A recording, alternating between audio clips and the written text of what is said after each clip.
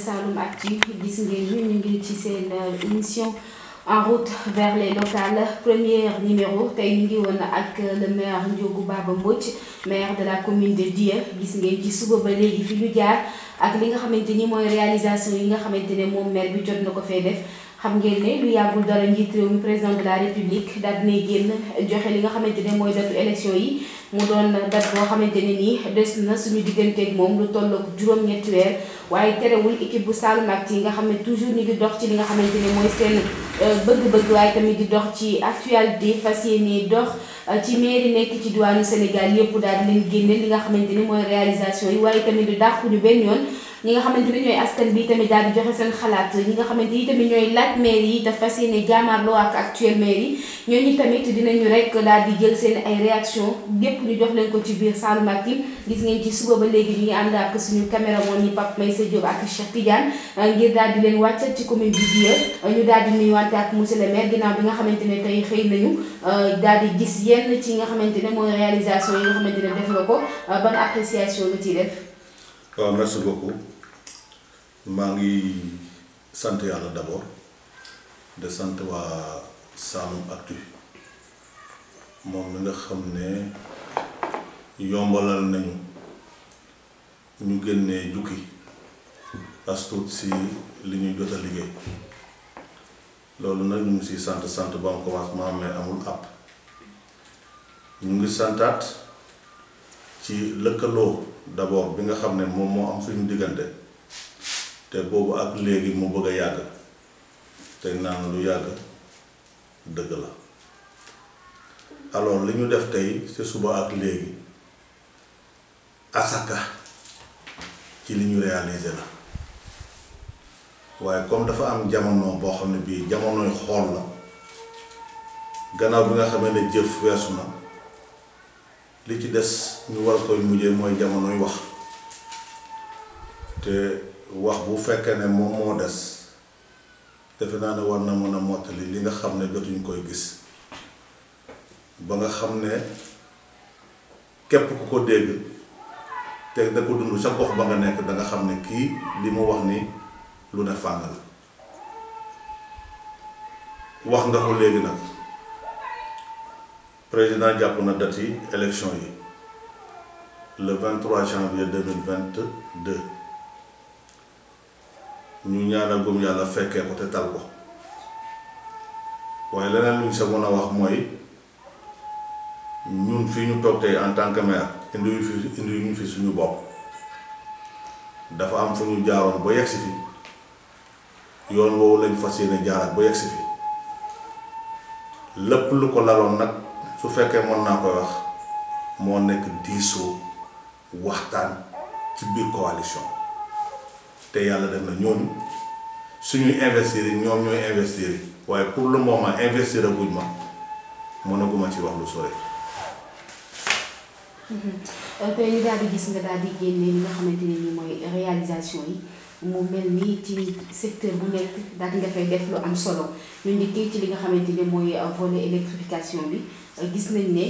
30 villages yi nga xamante ne ñoo nekk ci commune bu Dya daanaka yi ci des ci ñi am courant bareetul te yaakaar naa ne loolu bokk na ci li askan bi gën a soxla lan mooy secret bi wala lan mooy ndimbal gi nga xamante ne monsieur le maire mu ngi koy jot ba mën a réussir bi nga xamante ne maire yi bari ñu koy def. waaw sant yàlla njiit ci boppam dafa am ñaar ñoo xam ne ñoo ko war a tënk ba sa jiitu dañ ne xam-xam beneen bi ci tegu ñu ne wërsëg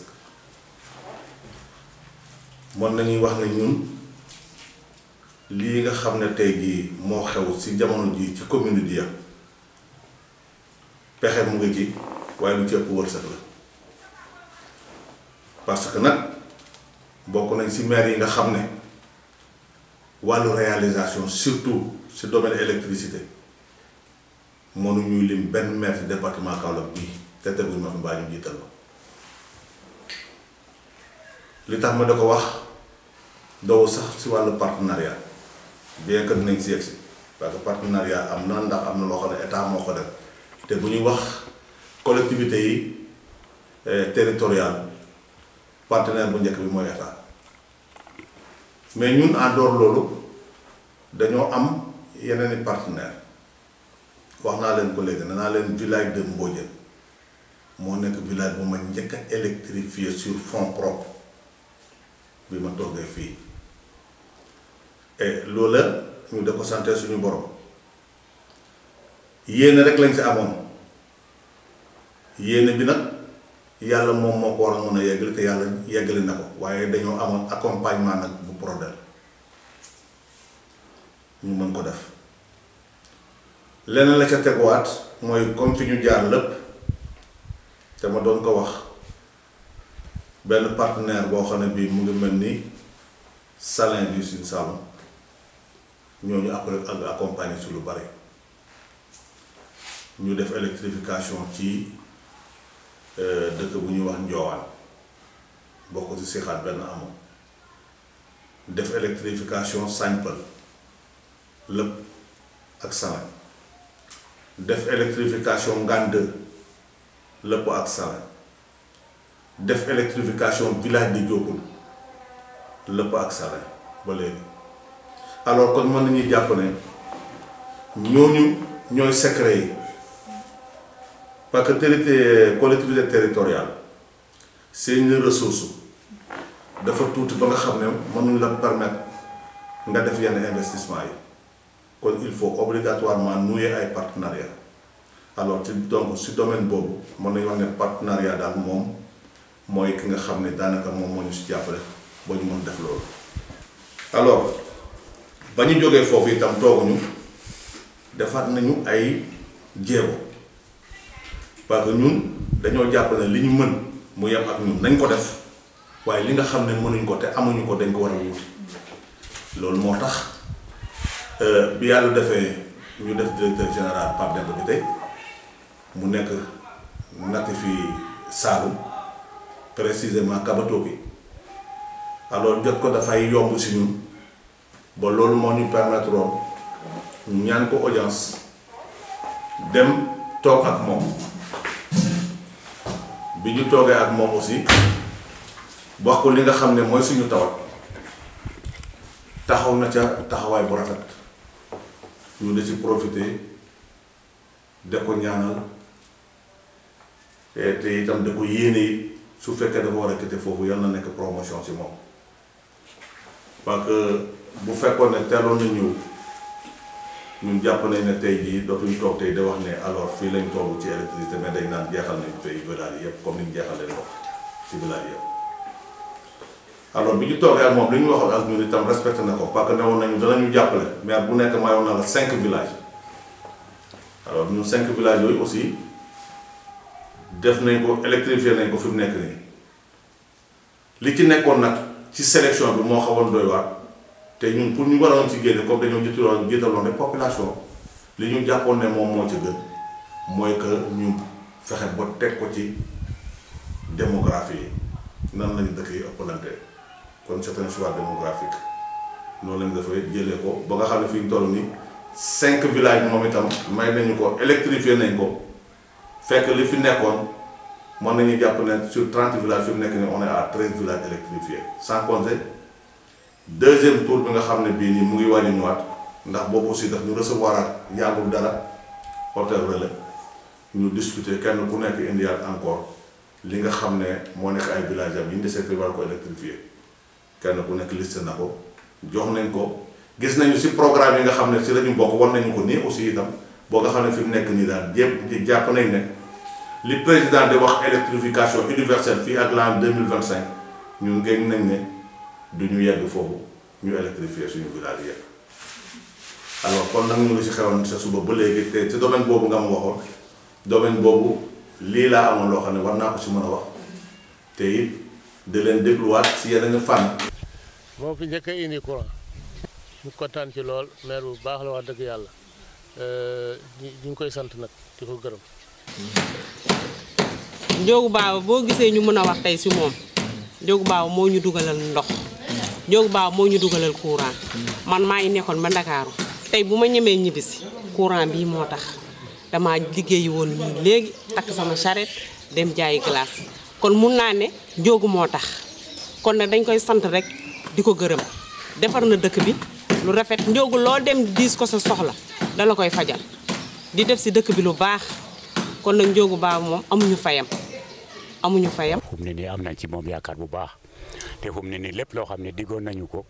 dëgg-dëgg teg nañ ci suñ bot am nañ ci moom yaakaar lépp lu mu waxoon fii daal dëgg-dëgg taxaw na ci gis nañ ko lépp lu mu mës a wax fii def na ko gis nañ ko am na ci moom yaakaar bu baax. wala sécurité parce que lëndëm bii lu ne xëj na fi kon nag bu demee ba courant taal kon dina am sécurité normale bu ñu mën a am avis pour mën a génn pour dox suñu soxla élèves yi encore dañ ci mën a nekk ci liggéey bi boo mën a am sa ordinateur donc si mën a liggéey mën a jàng loolu itam am na si solo waaw loolu itam nekkoon na ci jafe-jafe trop laal lu ñu amoon gàllankoor waaw fu mu ne am nañu yaakaar bu baax a baax ne courant dina ñëw xanaa balaa taw yàlla nag mooy dogal nag ñu ne dem sant nañu. nit ki boo ko defal nit bu leen defalee loo xam ne njëriñ la da ngeen ko war a sant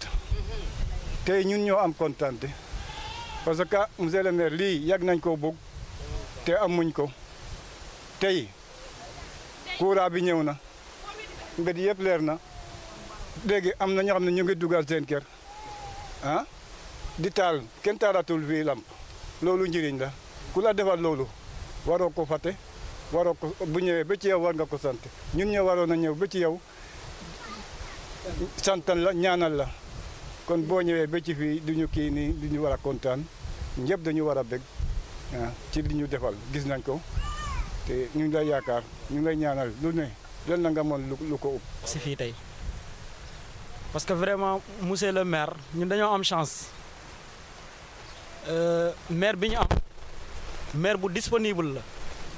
parce que jafe na tey nga dem bëgg a gis ku toll ni maire nga gis ko ci lu yomb te moom gis nañ loolu ci moom heure boo ko soxlaa rek moom da nga koy gis kon loolu aussi loo xam ne dama koy témoigner en tout cas li mu dox ci fin de mandat ñu ngi demaat ci beneen mandat li ñu koy ñaanal rek xanaa yàlla mayaat ko ndam rek dëmb ñu ngi koy waxtaanee sax dëmb rek fekkee woo ko mais waxtaanee nañ ko sa gannaaw parce que depuis ba nga nekkee fii ba tey gisuñ benn problème vraiment ci suñu diw. courant bi nag yàlla def na ñëw na yëg si Dangal lii ñu ne tombé moo waral ay gaaf mais tombé it moo waral baax gaaf moom daal courant bi daal moom moo ko tombé dëkk bi yëpp takk na macha allah ñu ko ciy gërëm di ko ñaanal machine courant machine wol rek ak soq moom moo des ndax courant am na yëpp am na ngeen jàpp nañu nag ci machine wol ak machine soq waaw fii ñuy nekk nii. yàlla bu baax ñoo ngi gërëm monsieur le maire bu baax a baax a baax. jigéen ñi mu ngi leen di jàppale. jigéen waaw ñoo ngi jàppale vraiment moom jàppale moo ñu indi machine bi nekk si biir dëkk bi kontaan nañ bu baax nekkul lii kese la indi si dëkk bi ñoo ngi ko ñaanal rek yàlla na yàlla guddal fan. moo xam li mu bëgg yàlla ko koy defal te ñun ñu fekk ko nuñ ci ma ci jàppale nag dinañ ko jàppale ndax wax dëgg la nit ki la koo xam ne boo jaaxle boo demee ci mu fa yàlla ko ba bu soxla it dañ ci war a taxaw noonu de ñu ngi ci seen ganam tey ba ëllëg wax dëgg yàlla gërëm nañ sant bu baax ndax wax dëgg yàlla ndax ki la gasal tiwoon ba ca buntu kër boo ko borom mënatoo koo fàtte fii kër Mamadou Ndaw man maay jigéen ju ñëpp te di leen sant te di leen gërëm li ngeen def nag gis nañu ko bu baax a baax a baax ndax fii sunuy maam ñu ngi ko jóge woon Bawol ñëw sañ ci fii bi ñu fi dikkee it saalum yii ñoo leen dalal waaw waaye booba fi mu ne nii ndox dafay jafe woon gis nga ko fi mu ne nii fii yëpp bu ne ko doon njóogu mi boo bëggoon a naan di nga dem dëkk ak ab dëkk ndax ñu ngi doon roote kibaari wala soob waaye nag ba mu dikkee toog fi ba tey ndox mi daanaka doy na ndax ndox amuloon fi moom te boo xoolee kër gi yëpp moo fi def ndox fee itam moo ko fa def fee moo ko fa def bi mu nee ci gouvernement bi la fi faj mar waaw te yëmul foofu nag ndax lu baax lu ne da cee taxaw tem waaw kon nag ndax lii mu ñu defal te lii mu ndox mi mu ñu defal man mënuma woon ko fexe ba am ko ak sama njaboot yëpp nag ndax bi ma ko xoolee li ma xamul yëpp bi ma xoolee liñ ci war a ñàkk su doon man maa ko ci ñàkk kon ndox du am waaw kon nag ñun sant nañu ko gërëm nañu ko ñu ngi koy ñaanal di leen ñaanal. comme ni nga ko waxee noonu président de la République a parlé de l'électrification universelle waaye tamit ci côté santé bi gis nañu tamit foofu génn nga fa côté éducation itamit yaa ngi fay def lu am solo. waaw si sant yàlla ba léegi parce que nit ku nekk dafa war a sant rek parce que góor amul mais ku yàlla dimbal rek moo am yàlla sutura nañu dimbal nañu nag ba domaine boobu foofu itam wax dëgg fa yàlla mën nañu toog tey wax si dans le domaine de la santé. dañoo judd ñun fekk fi benn poste de santé pour communauté yëpp poste de santé boobu ñu ngi ko fi def vers les années 1963 bi ma yegsee dëkk ci dëkk bi nga xam ne fi la nekk li nga xam ne moo njëkkoon attiré suma attention mooy dëkk bi nga xam ne moom la ñuy wax Ngooj te ñu jógee foofu mu nekkoon village boo xam ne am na jamono ci Sénégal dañ doon wax ne deuxième village après Thionckès du Sénégal la daal après Thionckès si yooyu mu yore population bu amoon solo ñu doon nekk guddi ak bëccëg yépp ci coono d'ailleurs maa ngi ko doon wax sànq benn waaye bu ñuy wax Modou Sène mënu moom mu wax Ngooj de waxi dugg ci domaine sanitaire te tudduma ko opérateur la ci bu alphabétisation mais toll na jamono yoo xam ne otom boobu mu yoroon tey jii moo doon joué rôle yi ambulance da jël de yóbbu de indi surtout jigéen ñi nga xam ne dañoo doon toll ci diggante. alors mu doonoon population boo xam ne bii yàlla moo defoon nit ñi bari noonu yëpp am lu yàlla def ci ñoom moo newoon muñ moo nekkoon yar patience boobu leen animé ngir xëy na kenn koo ci gis fu mu toll parce que bu ñuy wax rek sur le plan intellectuel macha allah dëkk boobu regardé na beaucoup d'intellectuels et à tous les niveaux nag bu ñu ko doon topp alors ñooñu boo leen jiitee da nga leen war a rus parce que bu ñu waree wax te waxuñu ñu war a mer ñu mbaa kenn xamul ko suñu ñëwee toll foofu yow yaa war a am kersa bu toll ni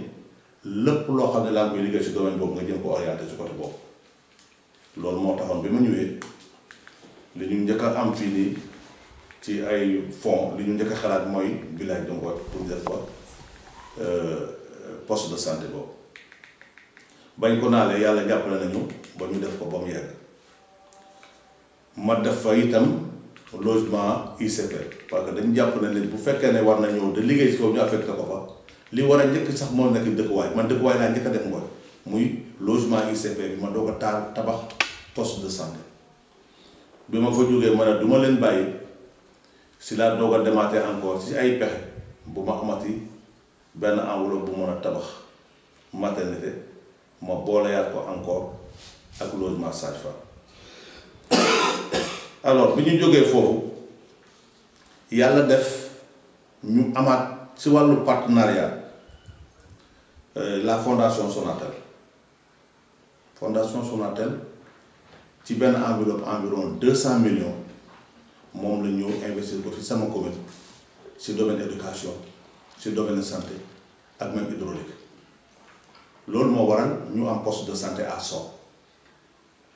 alors bi ñu jógee foofu dafa fekkoon ñaari dëkk nekkoon ci diggante ci diggante études yi mu nekk village de Sow 2 ak village de Kobon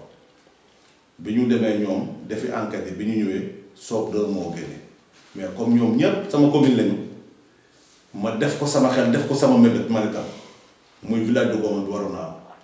boo yàlla jàppale nañu ba cette année ñu ngi fay tabax boo xam ne bi fi mu nekk nii sax raja na pour 4e poste génn fa alors donc mën nañu jàpp ne si domaine santé ñi nga xam ne mooy infirmier yi nga xam ne ñoo nekk tey fii ci communauté ya noppal nañ leen ci wàllu déplacement en terme de stratégie yi nga xam ne moom lañ doon def avancé ay yenn stratégie avancée yi nga xam ne moom lañ doon faral di def loolu moom jeex na 30 villages lañ nous sommes aujourd'hui à 4 postes de santé li gën a rare encore ci collectivité. parce que bi ma ñëwee fii c'était en 2016 octobre 2016 métti woon na lool parce que dama fekkoon fii mu nekk en chantier la nekkoon moom muy tabax kii bi ak seen kii bi lu tudd sa entrepreneur yi booba maternité ubbeeguñu ko logement bi aussi booba pare na mais aussi am na ay réflexions yu desoon si biir man nekk ci vraiment su ma ko woowee guddi muy bëccëg mu taxawu si moom ak sous-préfet bi fi nekkoon au temps muy caw ñu jàpp si bu baax a baax a baax taxawu si en urgence ñu defar ko toppatoo lépp ba mu normal après si la sanc ne si maternité bi parce que bi ma ñëwee fee laa doon dem côté médecine foofu laa doon liggéeyee mu métti trop sax mais après avec le temps vraiment mu jàpp si bu baax a baax a baax boo fii normal ñu jox ma caabi yi ma ubbi ko commencé di liggéey bi ba commencé yi tamit puisque fii mu ngi doog a am poste de santé comme ni mu ko waxee Ngothie jafe-jafe wu matériel aussi posé woon na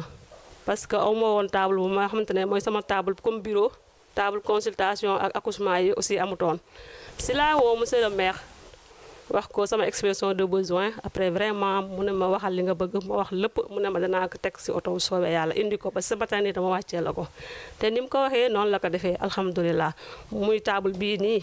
monsieur le maire moom moo ko fi indi chaise bii ma toog nii moo ko fi indi table bii ngeen gis nii moo ko fi def ak table bii si biir salle d'accouchement bi moo ko fi réalisé jox ma tensiomètre bu may xoolee tension yi aussi yooyu moom moo ko fi réalisé vraiment moo ko fi indi fii nii di ñu siy jàppale bu baax aussi si poste bi mu ñuy jox ay dotation jàppale nañu si aussi si côté recrutement yi suñu ASC yi vraiment récemment rek la fi jël 3 ASC de 4 du moins jël na médecine 2 jël dépositaire jël fii maternité aussi jël nañ fi kenn bien vrai que ñu ngi sollicité waat aussi pour mu jëlalaat ñu yeneen éléments yi fii parce que déjà am na beneen sage-femme boo xamante ne moo fi nekk di may secondé bu tamit ñu ngi lancé plaidoyer bu si xëjee rek moo jàppale aussi daal dina gën a baax voilà bi koy gërëm daal liggéeyam rafet na macha allah carburant aussi mu ngi ñu ko joxoon dotation en carburant aussi waaw bien vrai que nit moom bu lay defal moom waxal rek fi mu lay jàppale même boo amee ay jafe-jafe yi tamit na ngay wax loolu day tax mu gën a sawar si lay defar bu baax di lancer yi ñu gën a jàpp daal parce que poste bi aussi poste bu bees la parce que 2016 la fréquentation bi des na tuuti jafe-jafe yi aussi. parce que s'il y a des réalisations il y en a vraiment des réalisations il y en a li ñuy wax weddi gis bokk ci. La population est ñu ngi actuellement population bi je pense que boo demoon ci ñoom individuellement village par village dinañ la wax les réalisations yi ñu fi def on a construit des postes de santé actuellement je pense que boo waroon Sénégal pour nga fekk benn commune bu am 3 postes de santé die la et un 4e poste bu nekk en vue en tout cas en phase de alors ci domaine ni éducation bientôt on aura 4 postes. li ñuy njëkkee te da ko wax mooy d'abord li ñuy wax fourniture scolaire ba ñu commencé fii ba fi toll nii tey chaque année ñu wax 6 millions 800 loolu it boo demoon wër collectivité yi ñi ko ciy def ñu néew la et kañ depuis nag nekk fi ba fi mu ne nii ba tey mosuñu ciy jóg te bu yokkut duñ ko wàññi alors accompagnement boobu ñu doon def noonu loolu la ñuy def effectivement même ci CM yi bien que compétence yi président conseil départemental la mais ñun dañuy accompagner ba léegi ñi nga xam ne ñoo jóge ci école élémentaire boo dem ci CM bi loolu moo tax dañuy doter CM yi ay table waaye yemuñu foofu am na ñoo xam ne ñu bu ñu jógee foofu des fois ñu yàq seen i njàng ngir problème de logement surtout bu ñu génnee ci suñu gox yi loolu moo waral tey jii suñu problème moo nekk lycée te dinañ profité ci loolu pour que autorité dégg ko jàppale bi ñu ci war a mën a jàppale pour ñu ubbi ko ñu taxaw ca parce que ñun li ñu ci waroon def wax dëgg fa yàlla ñun def nañ ko def nañu demande yi fu nekk jaar nañu fa mais cette fois-ci daal dañ jàpp ne ça sera la paix kon loolu itam ñu fàttali ko rek te da ko jàng autorités yi ñu jàpp ci alors bu ñu jógee foofu ñu dugg nag si li nga xam ne moo nekk université université suñu étudiants yi encore ba léegi njort naa ne bokk naa si ñi ko defaat encore de appuyer étudiants yi maa ngi déparé ak ñoom ci 700 000 ma dem ba organiser fi benn journée de plaidoyer pour wan ma li nga xam ne mooy seen jafe-jafe Dakar te kenn mënu ko woon boole ak jàng surtout mu ne am problème boo xam ne bii c'était lié ni ko waxati au logement bi ma ko waxee ma jëlal leen benn appartement à Dakar loolu it leen ko yàlla def na boobu ba léegi yàlla suturaal nañu boo lépp lu ñu mën a def 100% ci année mi boo déwénee suñ communauté dinañ fexe ba jéem ba def 50% yi li ci des ñu organisé wu. alors donc loolu yëpp nag laata ñu saa yegg dañuy wax d'abord fi ñu jógee mu si école élémentaire bi nga am wax d'abord classe et boo demee tey si dëkk yu bëri su ma ko doon lim te fàttalewu ma dama naan ngaan boo fa demee 2 blocs salle de classe soo ñëwee Kër Ndeene 2 blocs salle de classe am na fa boo demee Kër Makodou Foun def naa fa 2 blocs de salle de classe soo demee Ngosé def naa fa loolu soo demee Ngap def naa fa loolu moom moo jiitu sax alors boo demee Kër Suka def naa fa loolu sans compter loolu dama ko def rek pour mu jéem a résorber li nga xam ne moo nekkoon abri provisoire yi soo demee aussi si wàllu clôture loolu ñu ngi si avancé parce que boo demee dëkk bu mel ni Ngooj école ba def naa ko mur de clôture soo demee dëkk bu mel ni Sixaan am na mur de clôture soo demee dëkk bu mel ni Kër Jogoy am na mur de clôture soo demee dëkk bu mel ni Jokkul am na mur de clôture fekk na diye amoon na ak soo Kër Ndeene Ndaw nag mooy bi nga xam ne moom lañ def daaw te année bii ñu toll nii incha allah fas nañ yéene defaat benn mais ren li ñu mënoon a wax rek te dafa complété mooy école de Bellowe moom lañ waroon def benn mur de clôture mais directeur yi bi ñu xoolee bi mu laajee nga xam ne ñoom techniquement ñoom lañ war a déglu bi ñu laajee dañu ne li ñu su gañoon noonu mooy ñu defal ñu benn bloc de 2 salles de classe loolu aussi ñu ngi koy def ci ca nañ ko wax ci Bellowe école de Bellowe alors donc loolu moo nekk li nga xam ne daal ñu ngi ci yëkkatu te loolu jot nañ ko fii defagum. sa mur yi ma gis ci commune bi xaw ma commune bi xaw ma département bi defe naa man maa dàqale mur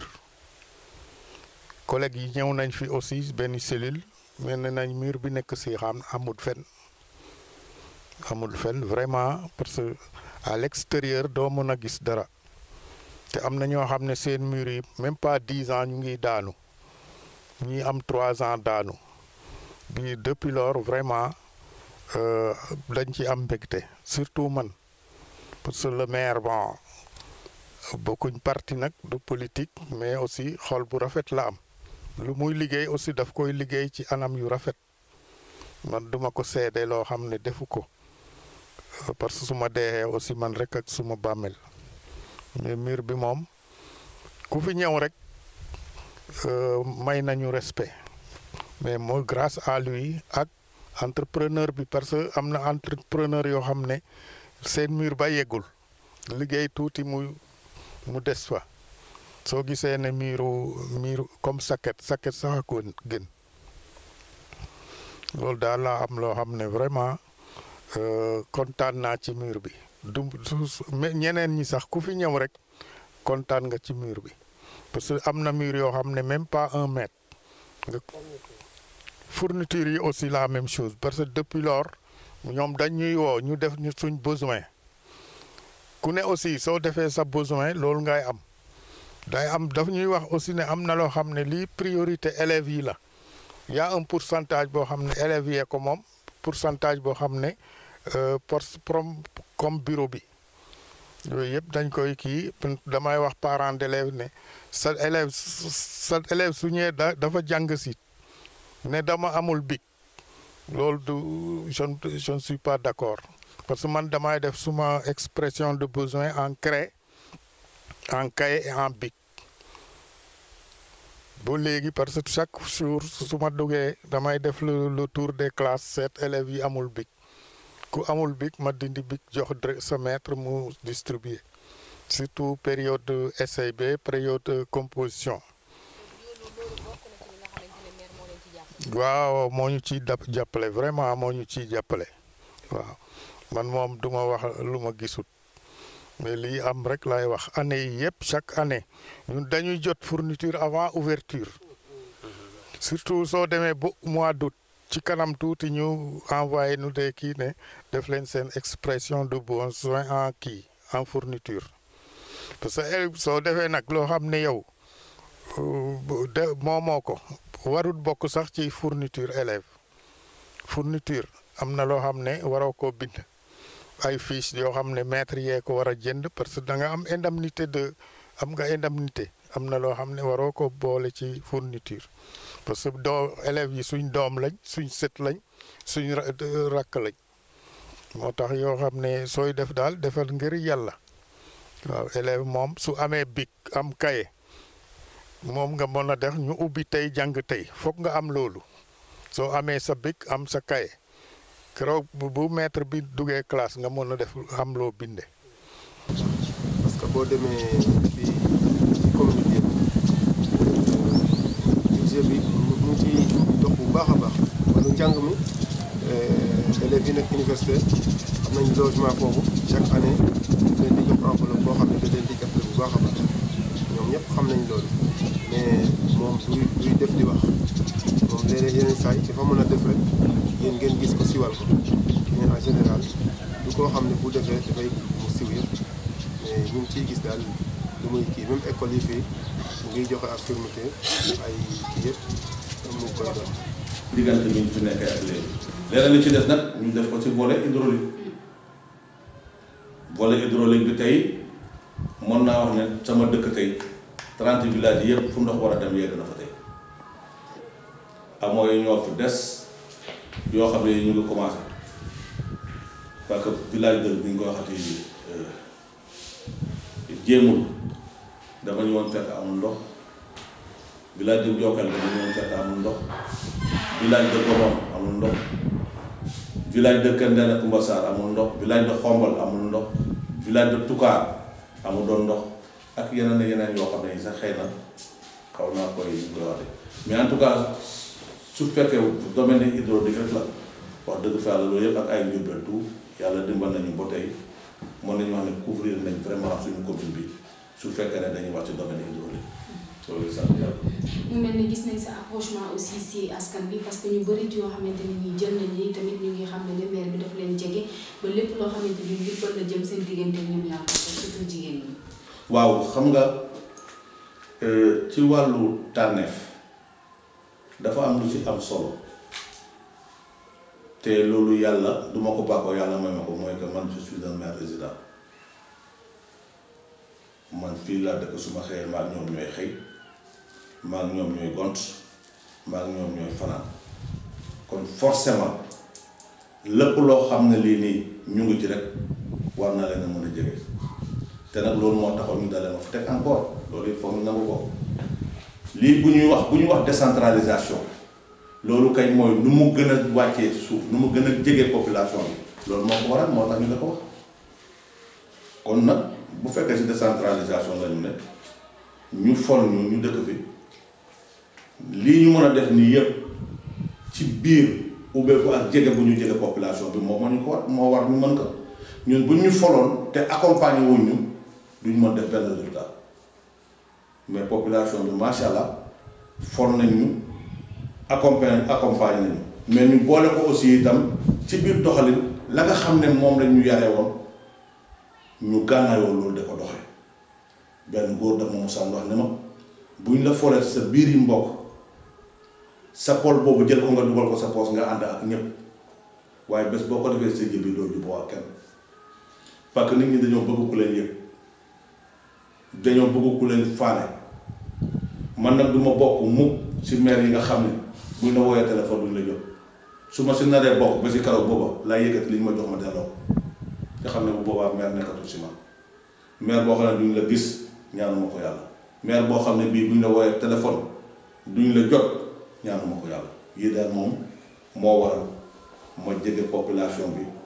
mën a xam seen soxla parce que lii ma lay wax ni bëri na ci loo xam ne si ay gox dañoo jël porté la nga xam ne moo fa nekk te ñu war ko def ñu ñëw ba fii toog ak man ñu weccee ci ay kàddu échanger yi seet yan pexe lañ war a mën a def pour que loolu nga xam ne mooy jafe-jafe boobu ñu mën ko saafara mais boo jëgul population bi loolu doo ko mën. ma ne su ma nee ba ndox ma daa ñëw enu néeg ba ñax ma di naaw di dem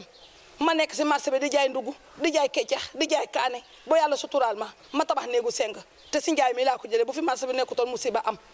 ma ne monsieur le maire bii lii mu ñu defal fii si dëkk bi bàyyam dund na ba dee te defu ko fi monsieur le maire yal na ko yàlla defal jàmm man de damaa feebar waaye moo may faj de man monsieur le maire mii moo may faj marché bii nag képp koo xam ne taxaw nga fii si Dia jéem a ŋàññi marché bi wala nga jéem a ŋàññi liggéey bi nga xamante ne monsieur le maire def na ko fii dangay nax sa bopp man Diarra Diop de kontaan naa waaw man moom kontaan naa te ñu fiy jaay tam kontaan nañ ndax ndaw si nga gis ni këriñ lay jaay waaye këriñ gi si la tabaxee ñaari ne yee bu am si surga bu mu nekkat sa biir kër ga kon na marché bi gàcce nga la ma réalisation bi am na solo de. réalisé nañ de marché bi cawar tàngi dëgg cawar tàngi dëgg lañ ci am ak yokkute dëgg lañ ci gis ku weddi laaj ma man Khady Wade mi damay jaay këriñ damay jaay diwtiir damay jaay diwliin damay jaay tigadege te lépp ci marché bii laa koy jaay te lépp lu ma fi taaj yokkute laa ci gis waaye gisuma ci wàññite avancement ca kanam rek muy suñu monsieur le maire bii ak suñ càmmeñ yi ñu àndat suñ càmmeñu añaanu yi nga xam ne soxoruñ te ñaawuñu muy suñu monsieur le maire bii yal na ko yàlla defal jàmm fu mu bugg a àgg yal na ko fa yàlla àggale gàcce ngaalaama ci taxaw ba ñu mu taxaw. yéen suñu gan ñi fi ñëw di ñu seet si man Kéba Mbaye laa tudd dëkk Dia di jaay nag si marché bi man jaaykati ndékki laa waaye marché bi moom gisuñ si dara lu du suñ avantage marché bi baax na set na duñ toog ñaari semaine yoo xamante ne nii monsieur le maire joxuñu eau de javel ak saabu ñu raxas ba mu set waaw lu ñu bëgg léeg-léeg nga gis jaaykat bu daanu dem na ko monsieur le maire mu yëkkati xaalisam jox la nga yëkkati sa bopp dem macha allah wax dëgg fa yàlla marché bi moom fi mu ñu jëlee moom mënuñ toog fii sax di ko expliquer sa kaw ca kanam rek ci lu baax vraiment balaa marché bi di ñëw dañoo amoon ay mbaar yoo xamante ne nii bu ngalawee sax mu daanu ci sa kaw ay bant nga daan samp jël ay garab yi nga gor teg ci kaw pour teg foo jaayee ay ñetti mbaar ñeenti mbaar ngay gis nit ñi amuñ woon fuñ jaayee amoo ker amoo dara bu ngalawee mu daanu ci sa kaw nawet bi bu ñëwee dootoo jaay ndax xam nga buy taw munoo toog ci mbaar waaye ba marché bi ñëwee ba léegi nag macha allah marché bi bëri na ni table yi yëpp day fee dellu ñu jaay macha allah wax dëgg fa yàlla la am Kaolack mooy am fii dinañ am jën bu lewet dinañ am yabooy dinañ am lépp ndugg bu fere la ñuy am macha allah wax dëgg fa yàlla lépp rek waaw lépp rek suñ monsieur le maire ca kaw ca kanam si lu baax waaw en tout cas moom gestu nañu xam na ñun ñooy kan wax dëgg fa yàlla bàyyee nañu tamit xel ñun tamit nag ñoo ngi koy bàyyee xel bu baax a baax waaw fu mu toll rek ñu ngi si ginnaawam waaw fu mu toll ku ne ñu ngi si ginnaawam duñ ko mos a bàyyi ginnaaw. dal leen si jàmm ñu ngi leen di dalal si jàmm balaa may wax dara na ma wax si jëmu jële ndax fii laa doon xëy toog suñ buntu kër gee toog du ma def dara taxawaalu di toog mu ne ma looy def fii ma ne ko damaa toog amul lu ma jaay mu ne ma kaay nga dem marché ba daal di 10 000 jox ma ne ma demal nga ndugg ma dem ndugg ñëw teg fii su ma xëyee di jaay fii ay soble ay kaane ay masi xaw ma dara nag xaw ma dara waaye yal na ko yàlla yóbbu fi mu war a jëm yal na ko fa yàlla yeggali soxorut baax na am na xolam mën naa joxe du gantu kenn comme gantu xamal rek ne dafa xëy na foofu la ak kii mën a yem waaye ku baax a ngi nii man fee laa doon xëy toog suñu marché fee laa doon xëy toog mu ne ma kaay foog toog fii ngay jaay maa jaay ay. ñu ngi leen ay nuyu kenn ku ne ci turam ak santam lii ngeen indi fii tey yàkkamti woon nañ ko ndax ñun ki ñu yàlla jox ñëpp a ko bëgg amul kenn ku ko bañ te dafa xam li muy liggéey dafa xam fi muy teg tànkam nit ki boo àndee ak moom xam fi muy teg tànkam macha allah te suñu marché bii nag mu xar ci tànku tubayam lekkut naanut bu marché bi taxaw am na leneen loo xam ne nag mu ngi ci nga xam ne mu ngi loolaa gën a foor lii sax lépp a ngi ci moom lu di ya soxla rek moom mu ngi ci ëllëg ak si biir nag yàlla xam la muy def waaye ñun gisuñu ma Samba gisuñu ma Demba baaba lañ gis njoogu lañ koy wax waaye ñun baaba lañ xam njoogu baaba lañ xam moom lañ gis te bu soobee yàlla ak yonent ba ah xamuñ luy xew ëllëg de waaye fii doxut di rek tund wi laa la wax. le maire bi Ndiogou Baba la ñuy nooyee nga xam ne macha allah Mboye Sengane mention spéciale Ndiogou Baba ba mu faloo ba tey ñun waa Diya ñun commune de Diya amuñ benn métit ak naqar fii nii ci Diya rawatina nag sunu biir marché bii man maa ngi tudd Maam Jaara Diouf dëkk fee kër Abdou Séni Mbodj di jaay fii ndekki ci place bii nii zeng yi ngay gis nii man fii mooy sama place te barke Serigne Touba Mbacke Ndiogou Baba Mbodj mi moo may place Ndiogou Baba Mbodj képp kuy wax ci moom suba ba ngoon dara du jeex barke Serigne Touba Mbacke te mbir mi waru doon a demee nii communauté la Diya laa wax bu fekkoon ne tey lii dañ ko informé ñëpp ay taxaw fii te Ndiogou balaa xam fi ñu toll ci moom nañ dem ba ca élection ya kon lay xam li mu liggéey Diya ñun Ndiogou ministre la ñuy ñaanati ci moom mais du maire barke Serigne Touba Mbacke ministre la ñuy ñaanati ci moom mais du maire ñun da xam nañ ne Ndiogou bu doonee maire kon ñun fuñ jëm ñun lépp lu ñu jooy rek Ndiogou da koo amul lépp luñ jooy da koo yëgul Ndiogou dañuy rusati sax pour toog jàkkaarloog moom commune Diya nag laax du góor du jigéen Ndiogou ba muy baax ci ñun booba toogagul ci mairie bi mu toog ci mairie bi nag yàlla def nag wóor na Serigne Touba Mbacke du góor du jigéen du mag du ndaw Ndiogou xale yi sax mën nañ ko yendal ci naaj luñ soxla ci moom rek dañ faa demul paasu gàmmu paasu màggal dañuy taxaw suukaru koor du balu xale yi ravitaillement lépp da koy tasaare fii waaw Ndiogou ku fi lekkul ceebam ku fi lekkul xaalisam amul macha allah otom bi tubaar fakalla macha allah oto bi lépp lu waay soxla lu ne danga koy am waaw ñun ministre la ñuy ñaanati si moom boo amee xew mu boole poosam boole xaalisam macha allah. sensibiliser jigéen ñi ci cadre li nga xam ne moo am ci gox bi maanaam ci jafe-jafe yi nga xamante ne ñoo am ci dëkk ci gox yi ñun danañ jóg sensibiliser nit ñi. gën a xacc ci nit ñi jëlee leen fii nekk bu leen a yóbbu fi nga xam ne moo gën seen duñ leen seetaan ba benn côté boo mën na xalaat nag ñu ngi leen di sensibiliser parce que dañuy def ay VAD dañuy def ay causerie dañuy def ay caravane dañuy def ay sensibilisation dañuy def ay mobilisation sociale comme relais communautaire famille loolu yëpp dañ koy def. lépp ngeen ànd ci ak ndimbalu maire. loolu lépp dañ ciy ànd ak ndimbali maire parce que bu ñuy def loolu suñ sensibilisation yooyu ak suñ mobilisation yooyu monsieur le maire dañuy abal otoom carburant bi moo koy jënd def ko ci jox ñu di ñuy suivre encore mënuñu bàyyi ñu benn yoon ñun suñu réunion yi nga xamante ne réunion bi nga xam ne moom la ñuy def réunion mensuelle bi ñuy def à chaque fois moom moo ñu abal saalam ñu dafay def suñu réunion. kon monsieur le maire ñun ñuy appuyé boobu bu baax a baax seetaanuñu benn yoon suñu programme fu mënta nekk rek ñu ngi suñu gannaaw bàyyi ñu benn yoon moom ak ñi ngi àndal monsieur le maire boo ko fa fekkul tamit ñi àndal boo leen fa fekkee rek muy tonton As muy Mbodj muy Saako secrétaire bi koo fa fekk tamit dañ la ouvert largement porte bi nga mun a liggéey ak ñoom liggéey bu normal li nga bëgg daal soxla si mairie bi daal dañ ko am 100%. parce que fii dara ñoo fi état civil bi lu bëri def si manqué woon mais ñu ngi sant yàlla di gërëm maire c'est grâce à lui que lu bëri am na fi changement lu bëri am na fi waaw parce que tey jii nii boo seetloo tey fii ko registre déjà dañoo am fii dañoo am def ay rupture registre mais loolu yëpp dañ doon bind ba sonn grâce à lui loolu yëpp dañu parce que lii dañ koy informatiser léegi suñuy maanaam matériel bu bëri daal manqué woon na fii. ko seetloo parce que Diya li mu couvrir commune Diya li mu couvrir dafa bëri parce que boo seetloo lu bëri gàncax lañ ko doon defee mais bi ñu demee ba ci décentralisation bi lañ indi registre yi boo seetloo si ba soor parce que fii la uti extrait boo demee même am na gànjaay sax ñoo xam ne fii la ñu uti extrait ak en dehors de la commune même boo seetloo sax Sénégal région bi fii ba Dakar ku soxla extrait da ngay woote ñu defal la extrait nga jot si facilement parce que am na horaire boo xam ne mu ngi fi boo envoyé numéro bi lépp ñu defal la ko signal la doo toog fi ay 2 jours 3 jours di xaar ay maire yi nga xam ne ñu ngi ci ak càll ba moom il est toujours présent waaw chaque jour ñu ngi jàkkaarloo moom amul te xaar signature amul xaar leneen da ngay def ni signé la ci saa si nga doxee sa soxla. loolu moom amul fii ci benn commune bi nekk boo koy def. faju na ak 95% waaw parce que boo ñëwee boo indi sa déclaration ñu defaral la maire signé. nga amuñ problème boobu. maire bañ na ko ba xam ne moom du toog bureau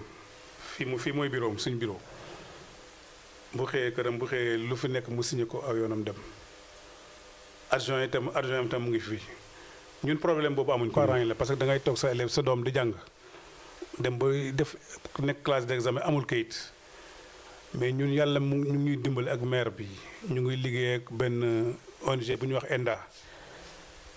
ñoom ñu ngi ñuy jàppale ci audience foraine yooyu chaque année ñu am audience foraine mais da ngay yaakaar ne chaque année sax nit ñi dañuy door a judduwaat lii yëpp ngay gis ni ay audience la pare na dem nañ tribunal def nañ ay audience ba pare boo yóbbu ko tribunal président signé ko mais gis nga ko fi mu nekk nii heure boo ñëwee ñu transcrire la nga jël sa extrait nga yóbbu waaw. secrétariat bi presque mooy mémoire commune bi secrétariat municipal mooy mémoire commune bi lépp luy dugg ci commune bi ci moom lay jaar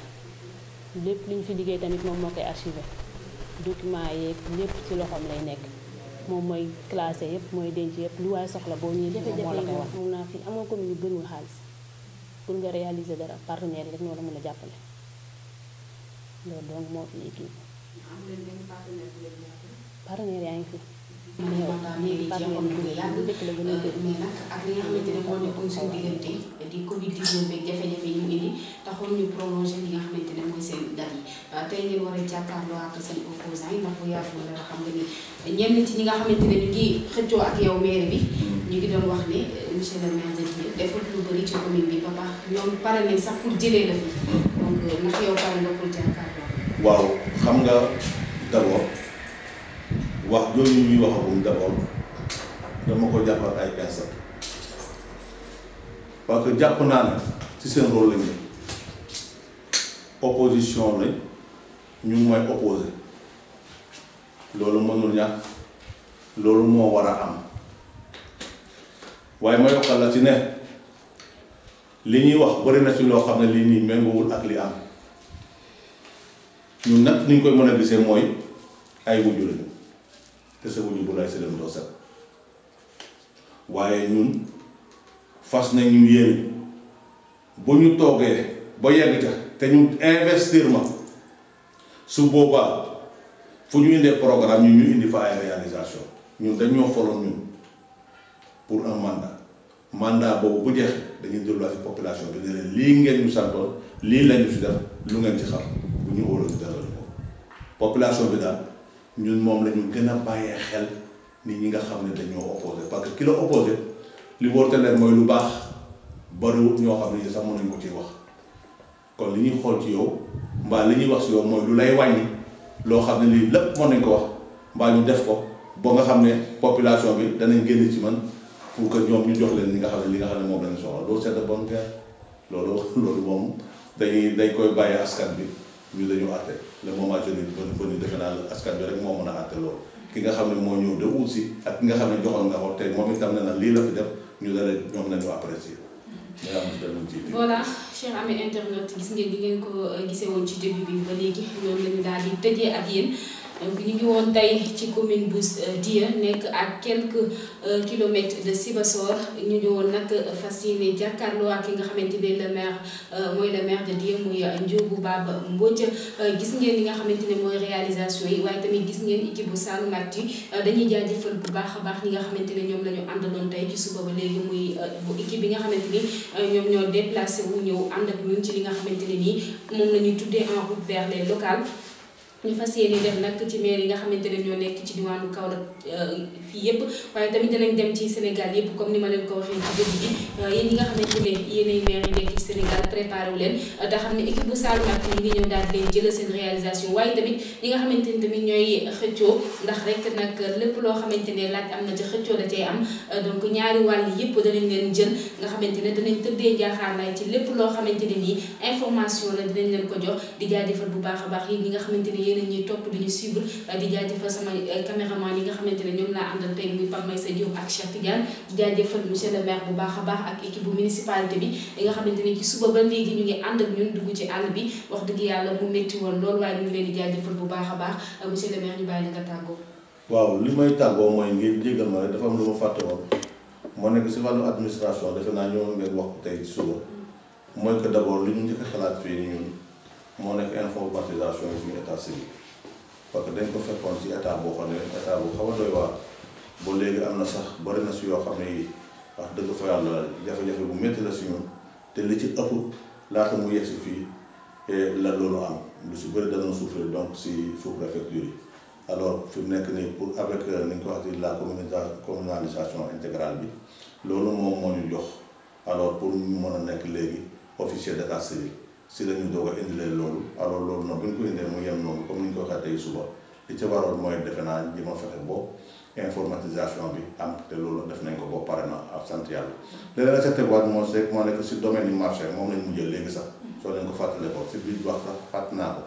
ul la ñu def diya fii muy boobu loolu te loolu liñ si jubloo nit mooy jaaykat war na mën jaay noor war na mën a jaay nawet mais bu fekkee yow yaa ngi jaay de jaay si foo xam ne fii amul ni nga ko waxti mbaar am na yoo xam ne bu yegg seen nawet fu mu la mën a fekk nga jóg daw alors loolu moo tax yàlla sutura nañu bañ defal óol ci marché bu Dia moom ngeen gis noonu léegi beneen óol bi aussi moo nekk bi nga xam ne moo nekk en cours mu ngi nekk ci village de Mbocc loolu laa ñu fàtte woon loo xam ne waroon naa ko si yokkaat de sant nag waa Saloum Actu waxoon naa ko si njëlbeen te moom lay waxaat ba léegi liggéey bii ngeen di def